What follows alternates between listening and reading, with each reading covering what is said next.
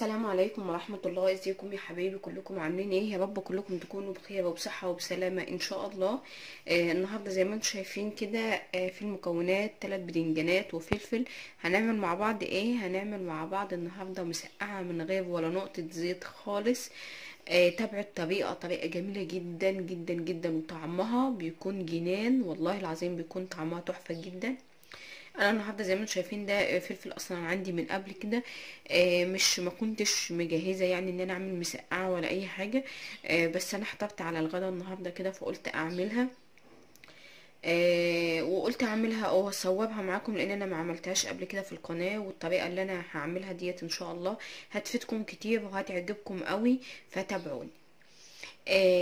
انا اول حاجه انا هعملها، انا همسك البدنجان بقى اقشره واعمله قطع زي ما احنا متعودين، وشوف احنا هنعمل ايه.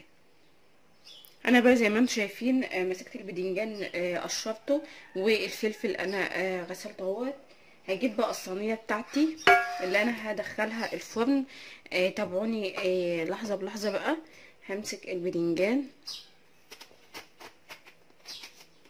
وهمسكه بقى اقطعه كده، كأنك مش احنا كنا الاول اصلا الطريقة التانية ان انت بتقليه. لا، انا بقى ايه، مش هقليه ولا اي حاجة خالص، انا هدخله الفرن عشان يتبل. انا طبعا مش هولع له الفرن مخصوص، يعني انا مولعه الفرن بالفعل بعمل حاجة، فهحطه جنبه لغاية ما ياخد اللون الذهبي الجميل كده وهتشوفوه ان شاء الله. هكمل بقى تقطيع البدنجان والفلفل والنار. انا بقى قطعتهم اهو زي ما انتم شايفين، هدخلهم بقى الفرن عشان يتبالوا كده وياخدوا اللون الذهبي، ونشوفهم بعد ما يطلعوا من الفرن. طبعا انا ما ضفتش اي زيت خالص لغايه دلوقتي، ولا عملت اي حاجه خالص فيها زيت. الفرق في الطريقه فرق شاسع خالص. شايفين احنا كنا بنقلي كل حاجه وتكون يعني كلها زيت وكده، لا احنا مش هنعمل الخطوه دي خالص. انا بقى على ما بال البدنجان والفلفل بتاعي معايا يدبل او ياخد اللون الذهبي، انا هبدا بقى اعمل التقليه. انا ضفت المعلقتين الزيت اللي قدامكم دول من اللي في الحله اهم. هنزل بقى فيهم البصل، تكون تقطعها ايه نص تقطيعه كده.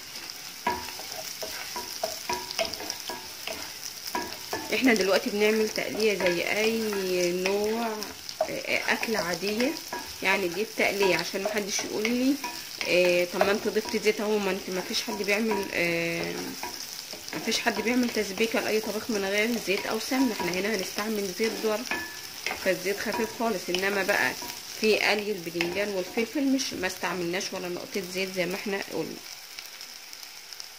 البصله معايا تدبل. انا بقى يا حبايب قلبي اهو زي ما انتم شايفين البصله دبلت معايا، فهبدا انزل بقى بالصلصه. دي صلصه من الصلصه الاسبوعيه اللي انا كنت عاملاها معاكم، بتوفر عليا قوي. يعني يوم زي النهارده انا متاخره قوي في عمايل الغدا، فهتسعفني قوي. وهقلب التسبيكه بتاعتي معاكم.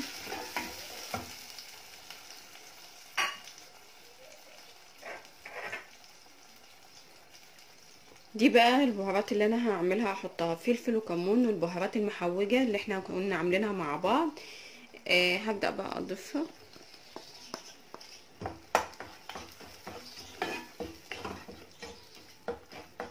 واسيبهم ياخدوا مع بعض برضو حوالي دقيقتين، ونشوف البدنجان والفلفل اللي احنا دخلناه الفرن. وده بقى شكل البدنجان والفلفل بعد انا ما طلعته من الفرن. زي ما انتم شايفين انا كل اللي انا عاوزاه ان هو ياخد اللون الذهبي زي ما انتم شايفين كده اهو.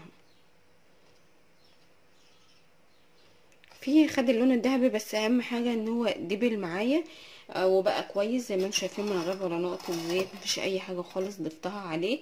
بس كنت يعني مخليه النار ايه في الفرن وسط كده.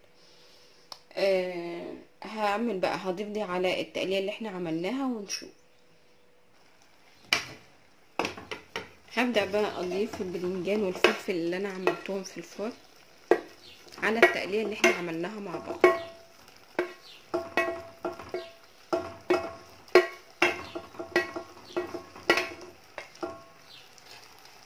مش عاوزه اقولك بقى الريحه طالعه عامله ازاي، ريحته جميله جدا. طبعا انتوا لو تفتكروا الطريقة التانية بتاعت المسقعة كان بتبقى التقلية دي كلها زيت، وكمان كنا يعني البوتاجاز كله بيبقى زيت الواحد اصلا كان بيبقى متضايق اوي من عمايل المسقعة بسبب كمية الزيت اللي كانت بتبقى فيها.